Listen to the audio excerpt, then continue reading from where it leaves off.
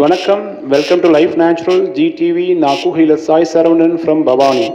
5 நிமிடத்தில் ஆரோக்கியம் என்ற பகுதியில் உங்களை சந்திப்பது மகிழ்ச்சி. அந்த வகையில் ஆரோக்கியம் சம்மந்தப்பட்ட குறிப்புகள்லாம் பார்த்துட்ருக்கோம். நம்ம இன்றைக்கி பார்க்க போகிற ஒரு குறிப்பு சீஸ்னல் டிசீஸில் முக்கியமாக மனிதர்களை படுத்தி எடுத்துக்கக்கூடியது அப்படிங்கிறது சளி.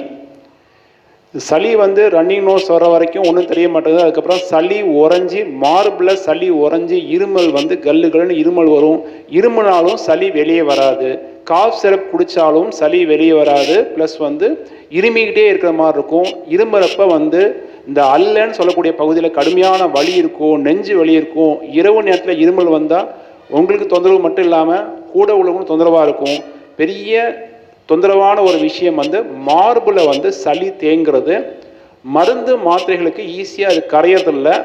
இருமல் குறைஞ்சாலும் அடுத்த 1 வீக் 10 டேஸில் திரும்பவும் பழைய மாதிரி சளி வந்துடுது.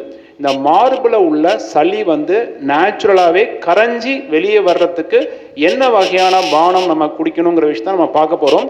இதற்கு தேவையான பொருட்கள் என்னென்ன அப்படிங்கிறது பார்க்கலாங்க. 1 கற்பூரவள்ளி இலை 10 இலை, துளசி இலை 20 இலை. இதெல்லாம் எண்ணெய் எடுத்துக்கோங்க, ஏன்னா இது ரொம்ப காரமாக இருக்கும். எண்ணெய் எடுத்துக்கோங்க. கருப்பு வெத்தலை 2 டைப் இருக்கு. கருப்பு வெத்தலை 2 எடுத்துங்க. காம்பை கிள்ளிடுங்க, கீழே உள்ள போர்ஷன் கிள்ளிடுங்க. பின்னாடி நரம்பு மாதிரி இருக்கும், அதையும் சுரண்டி எடுத்துருங்க. ஸோ இதில் இது முக்கியமான விஷயம். வெத்தலையை ஒரு மூலிகையாக ஒரு பானமாக நீங்கள் பருகும் பொழுது மேலே உள்ள காம்பை எடுத்துடணும், கீழே உள்ள நுனியை எடுத்துடணும். வெத்தலையை திருப்பி பின்னாடி உள்ள நரம்புகள் அதையும் ஒரு கத்தியாலேயோ நகத்தாலேயோ சுரண்டி எடுத்துடணும். அது முக்கியமான பாயிண்ட். 2வது மிளகு 1 ஸ்பூன். இது நல்லா நீங்கள் இடிச்சு கொடுங்க.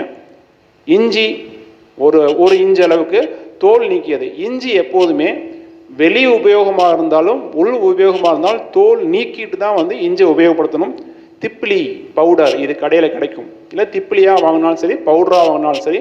பவுடராக வாங்கினீங்கன்னா 1/4 ஸ்பூன், திப்பிலியாக வாங்கினீங்கன்னா அதை நீங்கள் உரலில் இடித்து 1/4 ஸ்பூன் எடுத்துக்கோங்க. மஞ்சள் ஜஸ்ட் 1 பிஞ்ச் எடுத்து போட்டுக்கணும். இது என்ன பண்ணுறீங்க, இத்தனையுமே எடுத்து இந்த வெத்தலையெல்லாம் சின்ன சின்ன பீஸாக பிச்சு போட்டுக்கலாம். இத்தனையுமே எடுத்து ஒரு சட்டியில் வச்சு 3 டம்ளர் தண்ணி ஊற்றுங்க. இதெல்லாம் போடுங்க. போட்டு நல்லா கொதிக்க விடுங்க.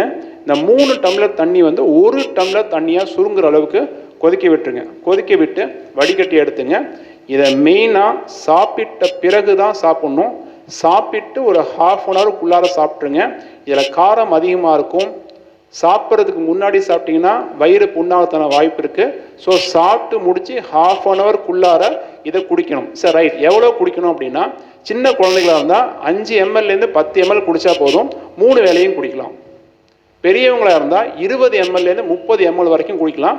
3 வேளையும் குடிக்கலாம். இதை தொடர்ந்து ஒரு 3-4 நாள் குடிச்சிக்கிட்டே வரும் பொழுது ஆட்டோமேட்டிக்காக சளி கரைஞ்சி மூக்கு வழியாகவும், இருமலில் நிறைய சளி வர்றதும், யூரின் மூலியமாகவும் மலம் மூலியமாகவும் சளி ஈஸியாக வெளியேறி நுரையீரல் ஃப்ரீயாகும். நுரையீரல் ஃப்ரீயாக ஆனிச்சு அப்படின்னா மூச்சு நல்லா வரும். இரவு படுத்து தூங்கும் பொழுது மூக்கடைப்பு வராது, இருமல் வராது. இது ரொம்ப எஃபெக்டிவான ஒரு பானம். காரமாக இருக்கிறதுனால அந்த எம்எல் கரெக்டாக குழந்தைகளாக இருந்தால் 5 10 ml தான், பெரியவங்களாக இருந்தால் 20 30 ml தான். இது செஞ்சு பாருங்கள். எங்கள்கிட்ட வர பேஷண்ட்ஸ் கொடுத்து 100% ரிசல்ட் இருக்குது. இருமல் இல்லாமல் நுரையீரல் அவ்வளோ ஃப்ரீயாக இருக்குது நிறைய பேருக்கு. ஸோ இதை செஞ்சு பாருங்கள். ரைட். இந்த சேனலை சப்ஸ்கிரைப் பண்ணாமல் சப்ஸ்கிரைப் பண்ணுங்கள். மறக்காமல் பக்கத்தில் பெல் ஐக்கானை ப்ரெஸ் பண்ணுங்கள். இந்த வீடியோவை உங்கள் ஃப்ரெண்ட்ஸுக்கும் ஷேர் பண்ணுங்கள். Thank you so much.